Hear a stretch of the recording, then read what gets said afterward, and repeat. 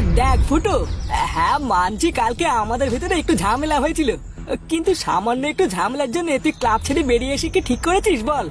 হ্যাঁ আমি এটাও মানছি যে কালকে আমি রাগের মাথায় তোকে যা নাই তাই বলে ফেলেছি। ওইসব কিছু তুই মনে রাখিস না ভাই। আর তাছাড়াও আমাদের নিজেদের ক্লাব থাকতে তুই অন্য ক্লাবে কেন থাকবি?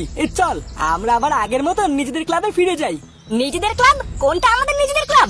যে ক্লাব থেকে তুই অপমান করে আমাকে সবার সামনে দূর দূর করে বের করে দিয়েছিস, তোর কি মনে হয় সেই ক্লাবে আমি আর যাবো?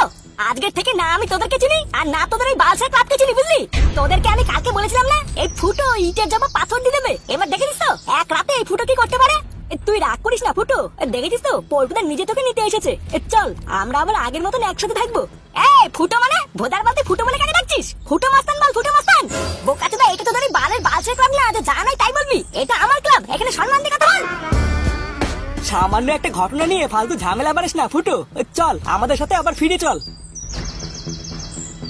অনেক দেরি হয়ে গেছে রে পল্টু, তোরা যে ফুটোকে চিনিস আমি সেই ফুটো না। এবার তোরা প্রতিটা সেকেন্ডে দেখবি এই ফুটো কে আর কি কি করতে পারে।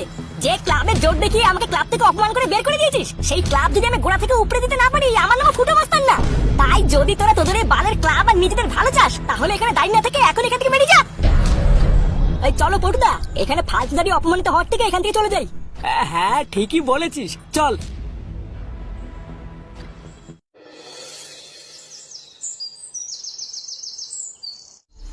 কি? 2 দিন আমি ক্লাবে আসিনি আর এর ভিতরে এত কিছু হয়ে গেল? ফুটোর এত বড় সাহস হলো কি করে যে ও তোদেরকে অপমান করে? সাহস না রে ফটকে, ফুটোর এখন বিশাল পাওয়ার হয়ে গেছে, বুঝলি?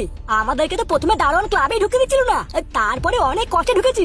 শালা গাড় মারানির ছেলে যেখানে সারা জীবন খেলো সেখানে হেগে দিয়ে চলে গেল। দাঁড়া না, ও চোদনের সময় হয়ে গেছে, ওই জন্য এতবার বেড়েছে। তা তোরা 3 জন মিলে কি বার ছিটছিলিস? যখন গরম মারছিল তখন ধরে সেটা ভাঙতে পারলি না? আরে 3 জন কোথায়, আমি আর ল্যাংচাতে ঢুকেছিলাম, কালুকে তোরা ঢুকতেই যায়নি।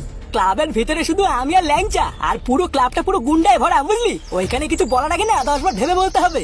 আর তাছাড়াও আমরা তো ওখানে ঝামেলার জন্য যাইনি, আমরা গেছিলাম ফুটোকে বুঝিয়ে আবার ফিরিয়ে আনতে।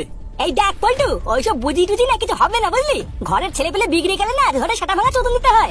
আবার জানিস ফুটু আমাদের এই গরমটাও মেরেছে, আমাদের পুরো বালসের ক্লাব থেকে গোড়া ধরে উপরে ফেলে দেবে।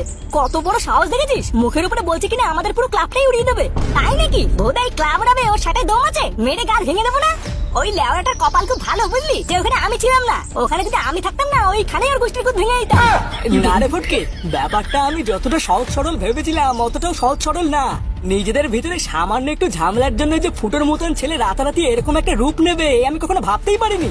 তুই ফুটোর ওপর একটু ভালোভাবে নজর রাখতো, ও কখন কি করবে কি না করবে সবকিছু জেনে আমাকে এসে জানা। আমার মন বলছে ফুটো বড় একটা কিছু নিয়ে ঝামেলা পাকাবে।